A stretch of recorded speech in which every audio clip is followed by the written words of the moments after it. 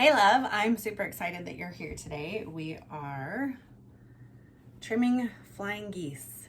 So I wanted to share with you a few tips on doing that. So first off, we're going to make sure that our flying geese are pressed really well so they're nice and flat, because otherwise you will end up with wonky sized blocks and you don't want that. So I'm finishing that up really fast here.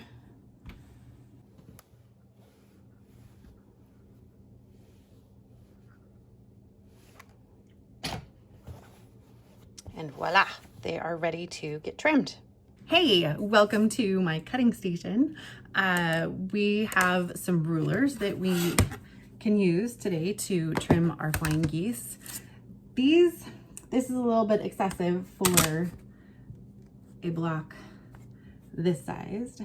So I prefer to use a smaller ruler that is a little bit more manageable for doing tricks, trimming like this. So these are the two that I prefer when doing flying geese. This is my favorite. This is the Creative Grids Ultimate Flying Geese tool. It's a 2-part tool, which I will show you how to do. And then I have a 6.5 inch square by Creative Grids. They're my favorite ruler because they've got some really great attributes, but more on that later, another time.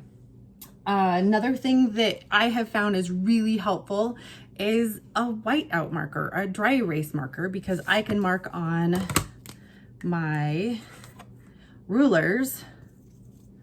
I can see it really well, and then it comes off with just a swipe of your finger or a Kleenex or something like that. And so I use this a lot, especially when I'm trimming, to mark where my edges are, to mark my center points, so that I know that I'm getting the most accurately trimmed block as possible. So I will show you that here now. All right, so before we started, I wanted to make sure that you guys could see what I see. So on the Flying Geese tool by Creative Grids, there's two trim sets. So you trim the first time and you're trimming here and here. And then you turn the ruler over and your block and you trim. This is how it looks because you've got the V here. This side and this side are being trimmed. And so I went ahead and made those markings for you so you could see them and I could see them a little bit easier on the paper. I'm going to move that and cut on my fabric. So with this, let's see if I can get a little closer for you. So you want this this point, to be just on the inside, and then you're going to line up this corner and this corner. Obviously that one needs to get adjusted.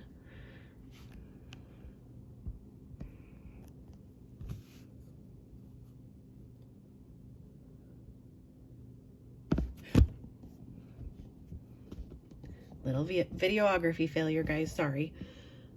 I'm new at this and trying to get things angled out right so that you guys can see and I can kind of see and function.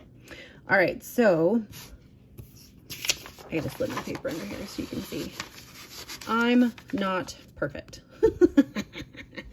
So you can see right here along this edge, I don't have a full, it didn't make it all the way to the edge, but because it's so narrow, I'm not super worried about it.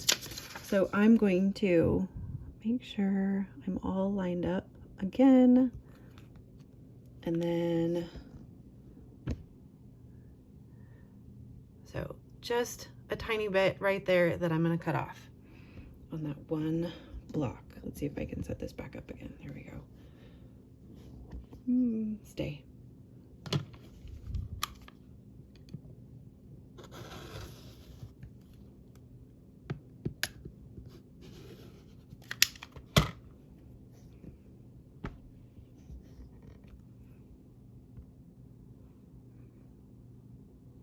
Okay.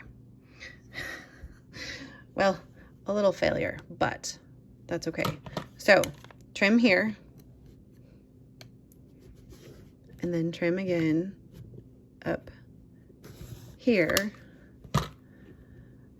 So we've got that first part done. So you can see I cut off just a tiny scanty bit.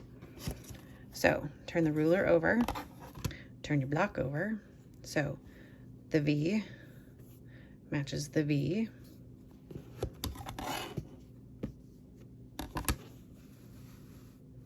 And then I have the right one here.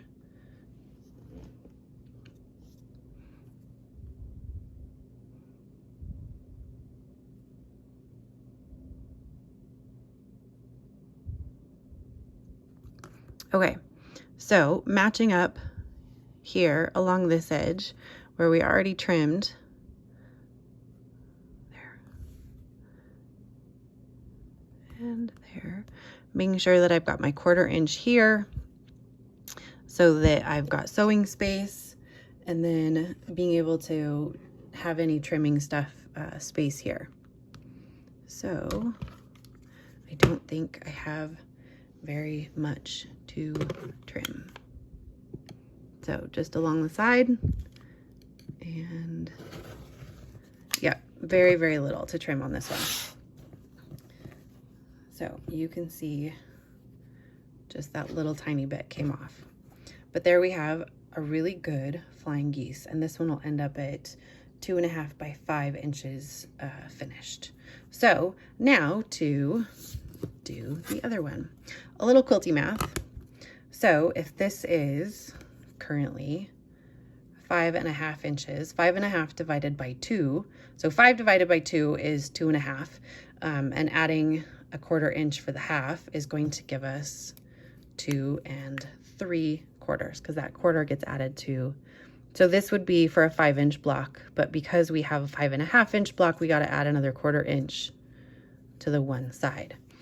So I hope you guys understand that. If you don't, comment below so that I can explain it a little bit better. But I'm marking this line because that is going to be our center point where we want this point to be on our next block.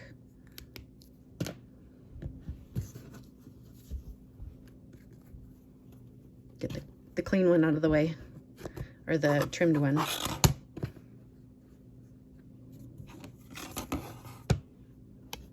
Okay.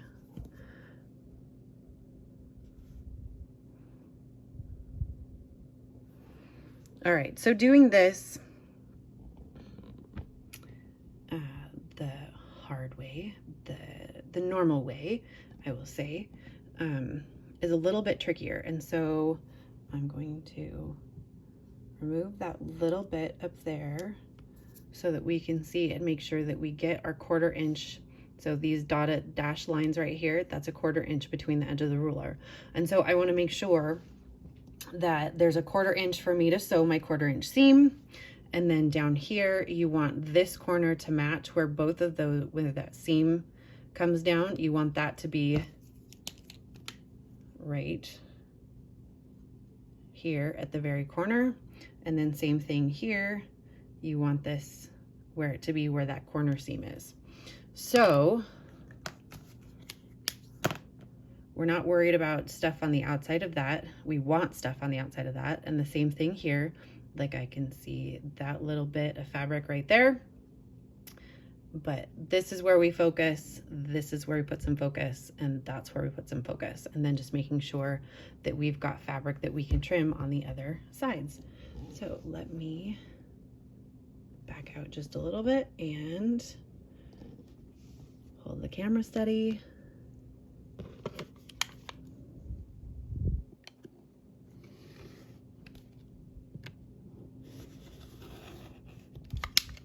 All right, not much to trim, as you can see, just a little bit there.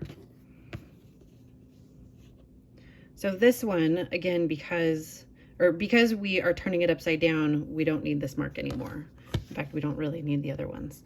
We are just documenting where our points are. So there's one, there's our other. So I'm gonna line up. We already know that we've got our 1/4 inch. So I'm good there. So just making sure that your seams are in the corners. And this really matters more when you have a lot of excess. There are some forwarded time flying geese methods that leave you with more excess, and personally I'd rather have more excess on something like this so that I can get those perfect rectangles. But there you go. So we've got 2 ways to do flying geese with